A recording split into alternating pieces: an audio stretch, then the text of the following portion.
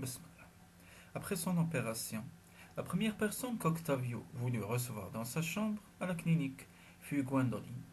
Elle arriva pimpante, avec son blouson et son pantalon jean, son t-shirt tout neuf, sa musette kaki et de gros brodequins bleus, avec des lacets jaunes. Octavio la trouva magnifique, pas du tout ringarde. Ils se firent la bise. Étant bien réparé demanda-t-il. Parfait, monsieur. Je me sens comme avant. Et vous? Il hocha la tête en souriant. Elle se trouvait dans un lit, avec des bandages autour de la tête. Un beau soleil entrait par la vitre. Au loin, on voyait l'océan. Impeccable. Les chirurgiens m'ont injecté dans la jambe une véritable armée de nanorobots. Chacun doté d'une portion infinitésimale de cristal d'Erax. Ils ont mis leurs cristaux en commun pour fabriquer deux broches, qu'ils m'ont vissées du côté du fémur. Ces nanorobots, quel clown! Il paraît qu'ils chantent en travaillant, comme les nains de Blanche-Neige. Tiens, vous portez du cristal d'Erax, vous aussi. En somme, fit-elle remarquer avec un brin de malice dans les yeux, vous ressemblez un peu à un androïde maintenant. Il fit oui de la tête. Il semblait ému, et après un moment d'hésitation, il déclara. Ma petite Gwendoline, il y a du vrai dans ce que tu dis. J'ai l'impression de n'être plus le même homme après les épreuves que j'ai vécues. Je te demande pardon pour le mal que je t'ai fait. Elle haussa les épaules et sourit à nouveau. Je ne suis pas programmée pour la rancune, dit-elle. Maintenant, vous voulez que je vous explique? Bien sûr, va. Je t'ai loué pour tout le temps de ma convalescence. Elle s'assit sur le lit. Ses yeux pétillaient. Visiblement, l'idée de tout raconter ne lui déplaisait pas. Eh bien voilà. Donc j'étais morte et Max est sorti du miroir. Ensuite, Octavio fit les yeux ronds. Attends. Tu as été morte et Max est sorti du miroir et tu dis ça comme ça? Ben oui, il y aurait une autre manière. D'accord, fit-il en riant. Disons que c'est naturel, que ce sont des choses qui arrivent tous les jours dans les maisons. Enfin, je dis morte, mais je suppose que c'est un bien gros mot pour une intelligence artificielle. C'est un mot que je ne mérite pas, mais bon, c'est un mot pratique. Tu as raison, continue. Je ne te couperai plus la parole, ma puce, promis. Ma puce, pas mal envoyée. Vous êtes plutôt drôle quand vous voulez.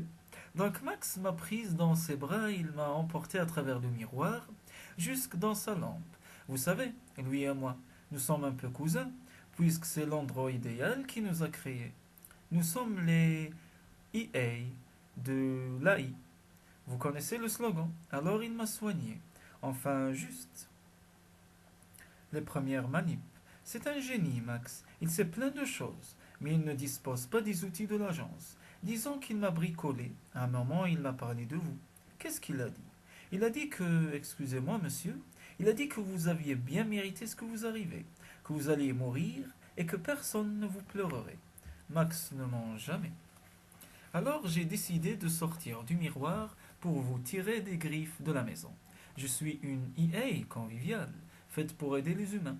J'ai cette fonction implantée dans mes cristaux d'Erax. Vous savez, il faut que je vous avoue quelque chose de terrible. C'est vrai, monsieur. Pendant la 7e partie, j'ai triché. J'ai changé votre cavalier de place et je l'ai mis en D4. Pourquoi? Tu pouvais me battre si facilement. Justement, l'endroit idéal m'a programmé pour perdre devant les gros clients. Pour leur faire plaisir, quoi. Alors tu veux dire que Dora, elle aussi? Bah oui, elle faisait pareil. Normalement, après ma triche, vous auriez pu me mater en 3 coups. Mais je n'ai pas été habile comme Dora. Faut dire que c'était la première fois que je sortais. À la date d'aujourd'hui, je n'ai que 18 jours de vie androïdique. Et vous étiez mon premier adversaire. Je ne suis pas prêt de vous oublier. Je peux t'assurer que l'inverse est vrai. Et la maison? La maison a ressenti le coup de revolver. Je suppose qu'elle a eu mal en même temps que moi et qu'elle a voulu me venger. Ou peut-être qu'elle a cru, tout bêtement, que j'étais l'un de ses organes et elle a cherché à me récupérer en me gobant dans la tornade. Allez savoir. Je ne peux pas dire que j'ai vraiment communiqué avec elle.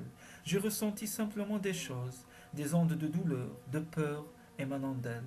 Ça nous arrive parfois, entre EA, d'échanger des émotions. Mais Rose DeWitt, Bucketer, n'est pas une androïde, elle. Elle n'a pas un vrai moi, une vraie intelligence. C'est une EA plutôt fruste, vous savez. Et à la fin, quand elle a pété les plans, elle m'aurait tué aussi bien que vous. Elle ne se rendait même plus compte de ce qu'elle faisait. Elle était dans une si grosse colère. Je crois que je comprends, la colère est un péché capital que je connais trop bien. Rose DeWitt Bucketer, c'est le nom de ma maison. Oui, c'est le nom qu'elle s'est donné. C'est peut-être un nom de fleur ou de peinture. La jeune fille baissa les yeux. Elle regardait ses mains avec une sorte de gêne.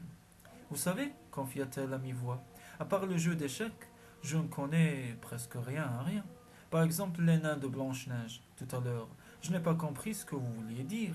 Ma culture générale, c'est zéro. Allons, ne te dévalorise pas ainsi. La culture, ça s'apprend. Je t'apprendrai, tiens. Commençons par ce nom. Rose DeWitt Bucketer. C'est le nom de l'héroïne d'un film de ma jeunesse. Titanic, sorti en 1997, l'année même de la tornade de Jarl. J'avais 8 ans, oui. Je suis né en 1989. Je dois te paraître terriblement vieux. Je ne sais pas ce qui m'a le plus frappé en cette année 1997, Titanic ou la tornade. Tu pourras visionner le film chez moi si tu veux. À propos, l'agence a envoyé ses ingénieurs et ses techniciens. Ils vont sonder partout pour déceler l'origine des dysfonctionnements. Mais toi, qu'est-ce que tu en penses? Tu crois qu'elle pourrait recommencer à me faire des misères, ma Rose? Je supposais que toutes les précautions étaient prises dans une maison intelligente. Le risque zéro n'existe pas, monsieur. Jamais. Allez savoir ce qui se passe vraiment dans les circuits d'une EA. Ils demeurèrent un moment silencieux, et chacun semblait perdu dans ses pensées. Curieux, songeait Octavio, que la maison ait choisi le nom de Rose DeWitt Bucketer. Est-ce qu'elle aurait pu deviner qu'à 8 ans, j'étais amoureux de l'actrice du film? Est-ce qu'elle s'est choisi ce nom pour me plaire? Mais je dis vague, ça ne tient pas debout. Dans ce cas, pourquoi a-t-elle voulu me tuer? Bon sang, Gwendoline a raison. On ne peut jamais savoir ce qui se passe dans les circuits d'une EA, surtout quand elle déraille. Elle regarda l'adolescente avec curiosité. La lumière du soleil donnait de jolis reflets à ses cheveux. C'était une EA, elle aussi. Elle fixait un point dans l'espace, comme si elle écoutait le flux d'électrons tournoyant à l'intérieur d'elle-même. Soudain, elle respira très fort, comme pour se détacher de sa rêverie. Son regard malicieux revint croiser celui d'Octavio, et sortant de sa musette, son nounours et un échiquier de poche, elle déclara avec un sourire désarmant de charme et d'innocence: Une autre partie, monsieur?